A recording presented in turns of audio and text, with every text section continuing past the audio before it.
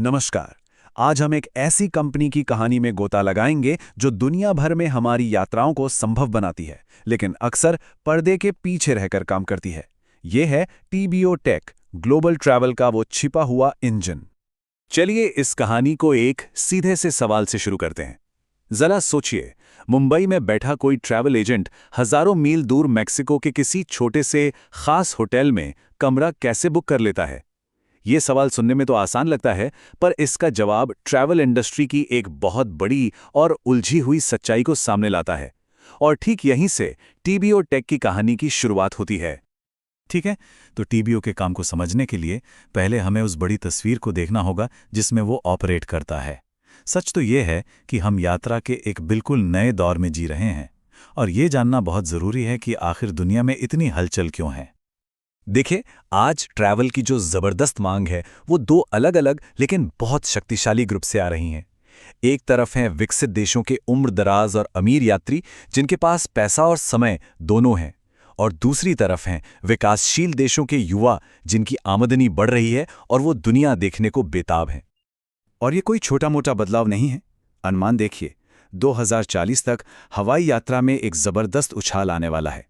खासतौर पर Asia, Europe और खुद एशिया के अंदर के रूट्स पर 130% से भी ज़्यादा की विस्फोटक बढ़त देखने को मिल सकती है।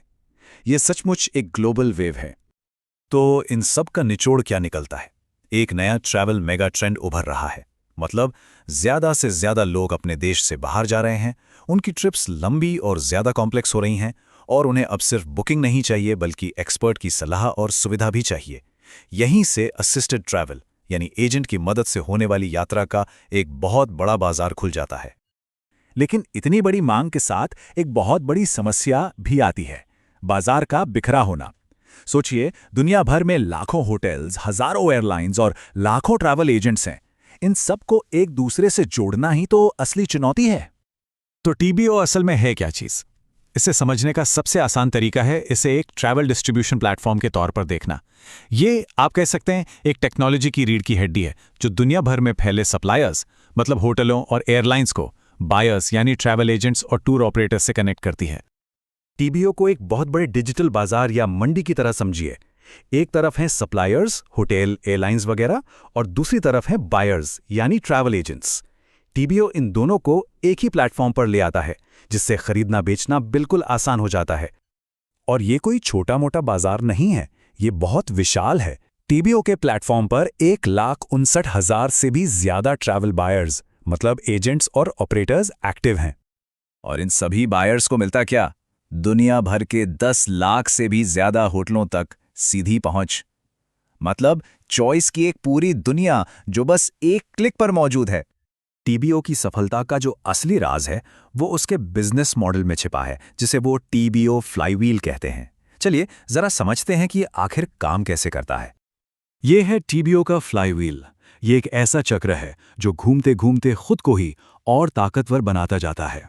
सोचिए, जितने ज्यादा ट्रैवल एजेंट्स प्लेटफॉर्म पर आते हैं, ये प्लेटफॉर्म होटल्स और एयरलाइंस के लिए उतना ही जरूरी बन जाता है। और जब ज्यादा सप्लायर्स आते हैं तो एजेंट्स को बेहतर दाम और ज्यादा ऑप्शन मिलते हैं, और बेहतर ऑप्शन से क्या होता है? और भी ज्यादा एजेंट्स जुड़ते हैं। ये एक पावरफुल, न रुकने वाली साइकिल है।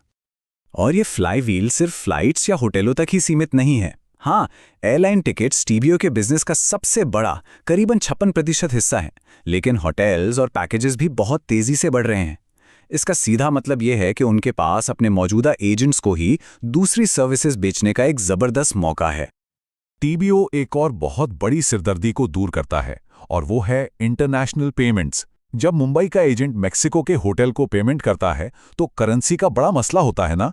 टीबीओ 55 से ज्यादा लोकल करेंसीज में लेन देन को मुमकिन बनाकर इस पूरी प्रक्रिया को बच्चों का खेल बना देता है। तो एक इतना सफल मॉडल तो है, पर टीबीओ भविष्य में अपनी इस बढ़त को कैसे बनाए रखना चाहता है? उनके विस्तार की रणनीति क्या है? उनकी अब तक की यात्रा पर एक नज़र डालिए। 2006 में अपनी शुरुआत से लेकर 2025 में क्लासिक वेकेशंस जैसे बड़े अधिग्रहण तक टीबीओ ने लगातार ग्रोथ दिखाई है। 2024 में स्टॉक मार्केट में लिस्ट होना भी उनकी यात्रा का एक बहुत बड़ा मील का पत्थर था। उनकी रणनीति का एक बहुत ही अहम हिस्सा है दूसरी कंपनियों को खरीदना, यानी अधिग्रहण करना। इससे उन्हें नए बाजारों में एंट्री मिलती है और नई नई क्षमताएं भी हासिल होती हैं। और क्लासिक वेकेशंस का अधिग्रहण इसका एक शानदार उदाहरण है। देखिए, ये कितना स्मार्ट और रणनीतिक कदम था। जहां टीबीओ की औसत होटल बुकिंग करीब $600 थी, वहीं क्लासिक वेकेशंस की औसत बुकिंग $8,600 से भी ज्यादा है। इस एक डील से टीबीओ ने सीधे अमेरिका के बेहद मुनाफे वाले लग्जरी ट्रैवल मार्केट में अपनी धाक जमा ली। और इस अधिग्रहण का पैमाना देखिए, सिर्फ एक साल में $475 मिलियन की ग्रॉस बुकिंग।